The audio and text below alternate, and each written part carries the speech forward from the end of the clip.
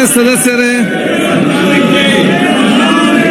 ದಯವಿಟ್ಟು ತಾವು ತಮ್ಮ ತಮ್ಮ ಆಸನ ಕೂತ್ಕೊಳ್ಳಿ. ಸದನದ ಕಲಾಪವನ್ನು ನಡೆಸಲಿಕ್ಕೆ ತಾವೆಲ್ಲ ಸಹಕರಿಸಬೇಕಂತ ಕೇಳಿಕೊಳ್ತೀನಿ. ಮಾನ್ಯ ಸದಸ್ಯರಿಗೆ ದಯವಿಟ್ಟು ತಮ್ಮ ತಮ್ಮ ಸೀಟಲ್ಲಿ ಕೂತ್ಕೊಳ್ಳಿ. ಸದನ ನಡೆಸಬೇಕಲ್ಲ, ಸದನ ನಡೆಸಿದ್ರೆ ಹೇಗೆ?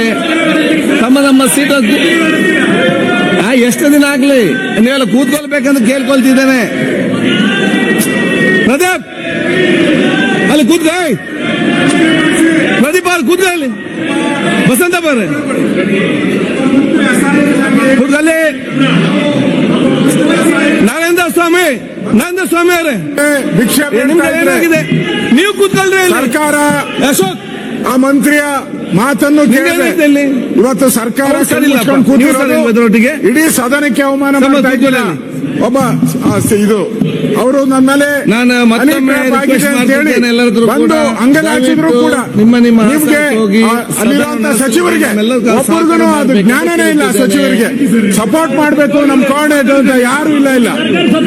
ಸರ್ಕಾರ ಸತ್ತೋಗಿದೆ.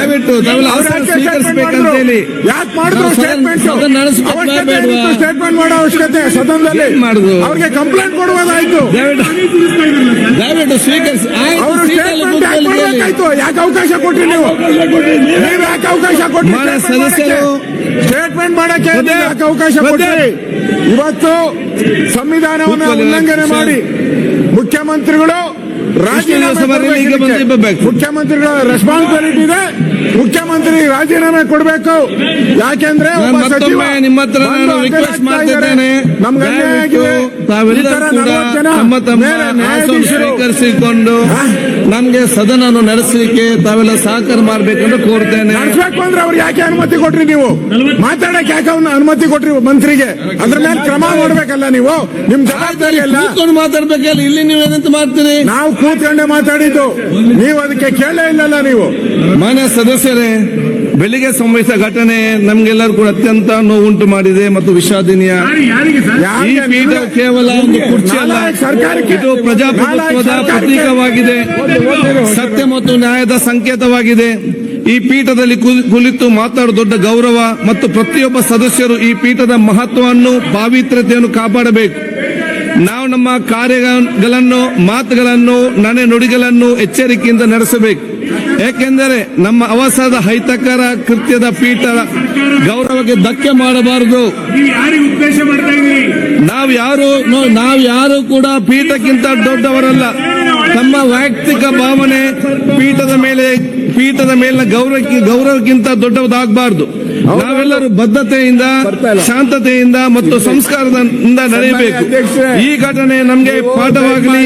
ಮುಂದಿನ ದಿನಗಳಲ್ಲಿ ನಾವು ಸಂವಿಧಾನದ ಗೌರವ ಮತ್ತು ಪೀಠದ ಪಾವಿತ್ರ್ಯವನ್ನು ನಾವು ಕಾಪಾಡೋಣ.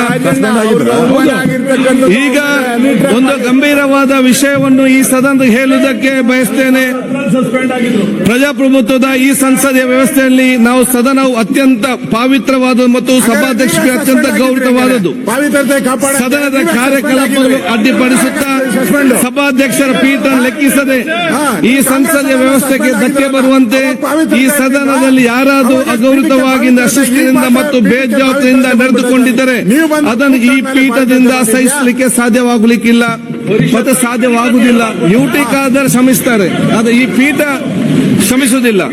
ಆದ ಕಾರಣ ಮಾನ್ಯ ಸದಸ್ಯರಾದಂತಹ Shri Doddanna Gowda H Patil, doctor Ashwath Narayan CN, SR Vishwanath, BA Basavaraj, MR Patel, Channabasappa, B Suresh Gowda, Ummanath Kotian, Sharan Salagar, doctor Shailendra Beldale, CK Ramamurthy, Yashpal Swarna, Harish BP, doctor Bharath Shetty, Vinay Muniratna, Basavaraj Mattimud, Dheeraj Muniraj ಹಾಗೂ ಡಾಕ್ಟರ್ ಚಂದ್ರು ಲಮಾಣಿ ಇವರುಗಳು ಈ ದಿನ ಸದನದಲ್ಲಿ ಪೀಠದ ಆದೇಶವನ್ನು ಲೆಕ್ಕಿಸದೆ ಸದನದ ಕಾರ್ಯಕ್ರಮ ಅಡ್ಡಿಯುಂಟು ಮಾಡುತ್ತಾ ಅಶಿಸ್ತಿನಿಂದ ಅವುಗಳ ನಡೆದಿಂದ ಅವರನ್ನು ನಾನು ಹೆಸರಿಸಿದ್ದೇನೆ.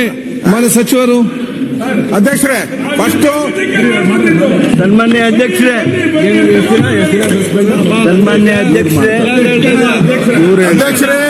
ನಾವು ಕಾಂಗ್ರೆಸ್ ಸರ್ಕಾರದ ಮುಖ್ಯಮಂತ್ರಿನ ಮುಖ್ಯ ಮುಖ್ಯಮಂತ್ರಿ ಕೈ ಘಟನೆಗಳು ಈ ಸದನದಲ್ಲಿ ಮಾಡ್ತಾ ಇದ್ದಾರೆ.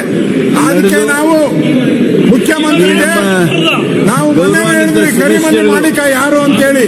ನಾನೇ ಗೌರವವನ್ನ ನಾಚಿಕೆ ಆಗ್ಬೇಕು. ಸರ್ಕಾರಕ್ಕೆ ಗೌರವವನ್ನ ಲೆಕ್ಕಿಸದೆ ನಾಚಿಕೆ ಆಗ್ಬೇಕು. ಅವ್ರ ಮಂತ್ರಿನ ಕಾಪಾಡಕ್ಕೆ ಯೋಗ್ಯತೆ ಇಲ್ಲ. ಮನೆಯ ಘನತೆ ಗೌರವವನ್ನ ಹಾಳು ಮಾಡಿ ಮಾನ ಮರ್ಯಾದೆ ಇಲ್ಲ. ತಮ್ಮ ವೈಯಕ್ತಿಕ ಜವಾಬ್ದಾರಿಗಳನ್ನು ಮಾನ ಮರ್ಯಾದೆ ಮಂತ್ರಿನೂ ಕೂತ್ಕೋಬಾರ್ದು. ಏನು ಸದನಕ್ಕೆ ಅಗೌರವ ತಂದಿದ್ದಾರೆ, ಮಂತ್ರಿಗೆ ಸಹಾಯ ಅಪಮಾನ ಮಾಡಿದ್ದಾರೆ. ಯಾಕೆ ಕೂತ್ಕೊಂತೀರಾ ನೀವೆಲ್ಲ ಮಂತ್ರಿಗಳಾಗಿ? ನೀವು ನಾಳೆ ನಿಮ್ಗೂ ಆದ್ರೆ ನಿಮ್ಮ ಮಕ್ಕಳ ದಲಿತರ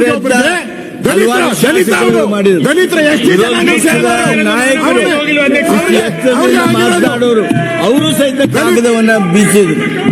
ಈ ಕಾಗದವನ್ನ ಬೀಸುವಂತ ಈ ರೀತಿ ಒಂದು ಗುಂಡಾಗಿರಿ ವರ್ತನೆ ಮಾಡುವುದನ್ನ ಯಾವ ಕಾರಣಕ್ಕೂ ಈ ಸದನ ಸಹಿಸೋದಿಲ್ಲ. ಇಲ್ಲಿ ಶಿಸ್ತು ಇರಬೇಕು, ಜನರ ಕಾಳಜಿ ಇರಬೇಕು, ಪರಸ್ಪರ ಗೌರವ ಇರಬೇಕು. ಪೀಠಕ್ಕೆ ಗೌರವ ನೀಡ್ತಕ್ಕಂಥದ್ದು ನಮ್ಮ ಜವಾಬ್ದಾರಿ. ಅದು ಕಾನೂನು ಹೌದು, ನಿಯಮನೂ ಹೌದು, ನಮ್ಮ ಕರ್ತವ್ಯನೂ ಹೌದು. ಆದ್ರೆ ಅದಕ್ಕೆ ಧಿಕ್ಕರಿಸಿ ನಡೆದಿರ್ತಕ್ಕಂಥ ಈ ಎಲ್ಲ ಎಲ್ಲಿವರೆಗೆ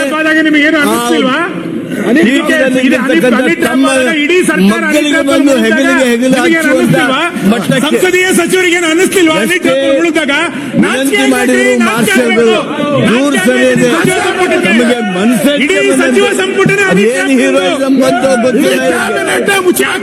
ನಮ್ಮ ಸದನಕ್ಕೆ ಅವಮಾನ ಆಗುವ ರೀತಿಯಲ್ಲಿ ಏನು ನಡೆದುಕೊಂಡ್ರು, ಏನು ಕಾಗದಗಳನ್ನ ಬೀಸೋದ್ರ ಮೂಲಕ ಅನಾಗರಿಕ ವರ್ತನೆಯನ್ನ ವ್ಯಕ್ತ ಮಾಡಿದ್ರು.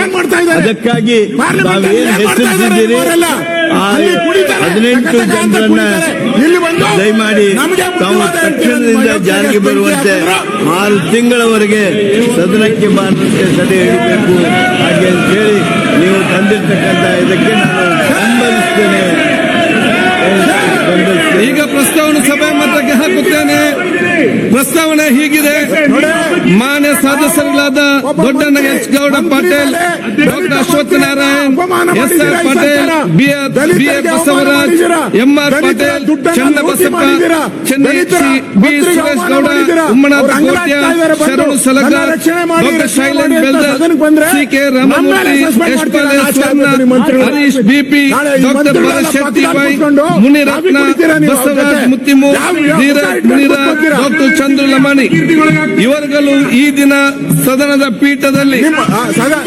ಪೀಠದ ಆದೇಶ ಲೆಕ್ಕಿಸದೆ ಸದನದ ಕಾರ್ಯಕ್ರಮ ಅಡ್ಡಿಯುಂಟು ಮಾಡುತ್ತಾ ಅಶಿಸ್ತಿನಿಂದ ಅಗೌರವದಿಂದ ನಡೆದುಕೊಂಡಿದ್ದ ಕರ್ನಾಟಕ ವಿಧಾನಸಭೆಯ ಕಾರ್ಯವಿಧಾನ ಮತ್ತು ನಡವಳಿಕೆ ನಿಯಮ 348ರ ಮೇರೆಗೆ ತಕ್ಷಣ ಜಾರಿಗೆ ಬರುವಂತೆ 6 ತಿಂಗಳವರೆಗೆ ಸದನಕ್ಕೆ ಬಾರದಂತೆ ತಡೆ ಹಿಡಿದು ಅಮಾನತು ಮಾಡಬೇಕು. ಪ್ರಸ್ತಾವ ಸಭೆ ಮುಂದೆ ಇದೆ.